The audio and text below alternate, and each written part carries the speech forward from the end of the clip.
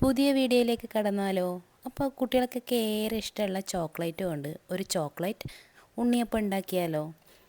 അപ്പോൾ നമുക്ക് റെസിപ്പിയിലേക്ക് കടക്കാം. അതിനായിട്ട് ആദ്യം തന്നെ 1 കപ്പ് മൈദയാണ് എടുത്തിരിക്കുന്നത്.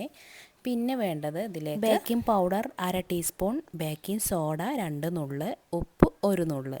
ഇനി ഇതൊന്ന് നന്നായി ഒന്ന് അരിച്ച് മാറ്റാം കേട്ടോ. ഒരു 3-4 പ്രാവശ്യം ഒന്ന് അരിച്ച് മാറ്റാം. അപ്പോൾ അതിൻ്റെ കട്ടകളൊക്കെ അതിൽ നിന്ന് മാറി കിട്ടിക്കോളും. അങ്ങനെ അത് റെഡി ആയിട്ടുണ്ട്. അങ്ങനെ 3-4 പ്രാവശ്യം ഒന്ന് ചെലിച്ച് എടുത്തിട്ടുണ്ട്. ഇതിവിടെ മാറ്റി വയ്ക്കാം. ഇനി നമുക്ക് വേണ്ടത് 1/4 കപ്പ് പഞ്ചസാരയാണ് ഇട്ടിരിക്കുന്നത്. പിന്നെ ചോക്ലേറ്റ് ചിപ്സാണ് എടുത്തിരിക്കുന്നത്. 1/2 കപ്പ് എടുത്തിട്ടുണ്ട് കേട്ടോ.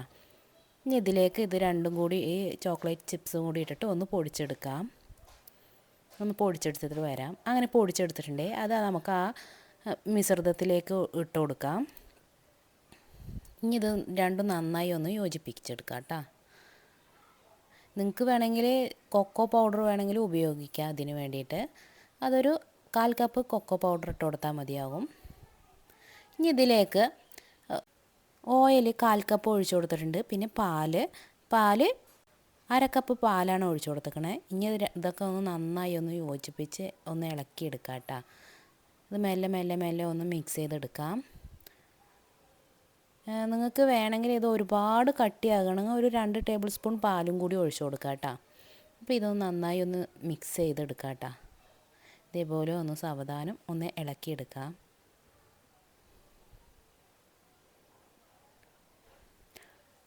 ഞാനിത് റെഡി ആയിട്ടുണ്ട്. ഇതിലേക്ക് വാനില എസൻസും കൂടി ഒഴിച്ചു കൊടുത്തിട്ടുണ്ട്. ഇനി ബാക്കിയും കൂടി നല്ല മാവെല്ലാം നന്നായി യോജിപ്പിച്ചെടുക്കാം.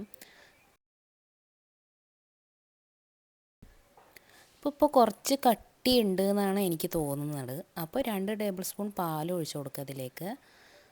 ഇപ്പോൾ 2 ടേബിൾ സ്പൂൺ പാൽ ഒഴിച്ചു കൊടുത്തിട്ടുണ്ട്. ഇനി ഇത് നന്നായി ഒന്ന് യോജിപ്പിച്ചെടുക്കാം. ഒരുപാട് ലൂസാക്കി എടുക്കേണ്ട, ഒരു കുറച്ച് കട്ടിയിൽ മാവ് ഇരുന്നോട്ടെ കേട്ടോ. അപ്പോൾ ഇതേപോലെ ഒന്ന് നന്നായി യോജിപ്പിച്ചെടുക്കാം. അപ്പോൾ ഇതാ മാവ് റെഡി ആയിട്ടുണ്ട് കേട്ടോ. ഇത് അതേപോലത്തെ ഒരു പരുവാവണേ. അപ്പോൾ ഇതേ ഒരു പരുവായിട്ടുണ്ട്. ഇനി നമുക്ക് കണ്ടില്ലേ, ഇത്രയും കട്ടിയിലായി മാവ് കെട്ടണം. നമുക്ക് ഇതൊന്ന് മാറ്റി വയ്ക്കാം. ഞാൻ പിന്നെ എടുത്തേക്കണ ചോക്ലേറ്റാണ്, മിൽക്ക് ചോക്ലേറ്റ് എടുത്തിരിക്കണം കേട്ടോ. അത് ഇതേപോലെ ചെറിയ കഷ്ണങ്ങളാക്കിയിട്ട് മാറ്റി വെച്ചിട്ടുണ്ട്. ഇനി നമുക്ക് വേണ്ടത് ഇതവിടെ മാറ്റി വയ്ക്കാം. ഇനി നമുക്ക് വേണ്ടത് ഉണ്ണിയപ്പച്ചട്ടിയാണ്. അതിലേക്ക് കുറച്ച് ഓയിലൊക്കെ തടവി കൊടുത്തിട്ടുണ്ട്. എല്ലാവിടെയും അങ്ങോട്ട് തടവി ഓയിലൊക്കെ നന്നായി ആക്കി കൊടുത്തിട്ടുണ്ട്. ഇനി അതിലേക്ക് ഒരു സ്പൂൺ വെച്ചിട്ട് ഈ മാവ് ഇത്രയും ഒഴിച്ചു കൊടുക്കാം കേട്ടോ. ഒരുപാട് ഫുള്ളാക്കി ഒഴിച്ചു കൊടുക്കരുതേ. മാവ് ഒരുപാട് അങ്ങോട്ട് പൊന്തി ഇങ്ങോട്ട് വരും. അപ്പോൾ ഇത്രയും മതിയാവും കേട്ടോ. ഇനി ഇതിൻ്റെ മേലോട്ട് നമുക്ക് എന്താ ചെയ്യാന്ന് പറഞ്ഞാൽ ചോക്ലേറ്റ് പീസ് ഉണ്ടല്ലോ, അത് വെച്ച് കൊടുക്കാം. അങ്ങനെ ഇതേപോലെ മാവൊക്കെ ഒഴിച്ച് കൊടുക്കാം കേട്ടോ. ഇനി ഇതൊക്കെ ഒഴിച്ചതിന് ശേഷം നമുക്ക് ആ മുറിച്ച് വെച്ച ചോക്ലേറ്റ് പീസ് ഉണ്ടല്ലോ, അത് ഇതിലേക്ക് വെച്ച് കൊടുക്കാം. പിന്നെ ഉണ്ണിയപ്പച്ചട്ടി ചൂടാകാണ്ട് വേണം ഇത് ഒഴിച്ച് കൊടുക്കാൻ. ചൂടാക്കിയിട്ട് ഒഴിച്ച് കൊടുക്കരുത്. ഇനി നമുക്ക് ഇതിൻ്റെ മേലോട്ട് ചോക്ലേറ്റ് വെച്ച് കൊടുക്കാം.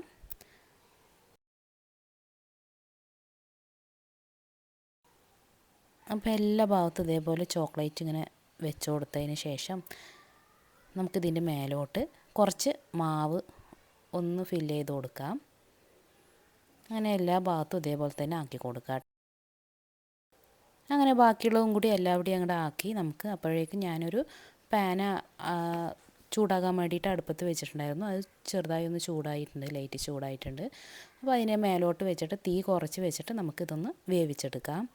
അപ്പോൾ ആ പാത്രം കുറച്ച് ഇങ്ങനെ കാറ്റൊക്കെ ഉള്ളിലേക്ക് കടക്കുന്ന പോലെ ഉണ്ടായിരുന്നു. അപ്പോൾ അതിനനുസരിച്ച് വെച്ച് അതും പറ്റിയില്ല, വേറെത് വെച്ച് കൊടുത്ത് നമ്മുടെ ഉണ്ണിയപ്പം ഏകദേശമൊക്കെ വെന്ത് വന്നിട്ടുണ്ട്.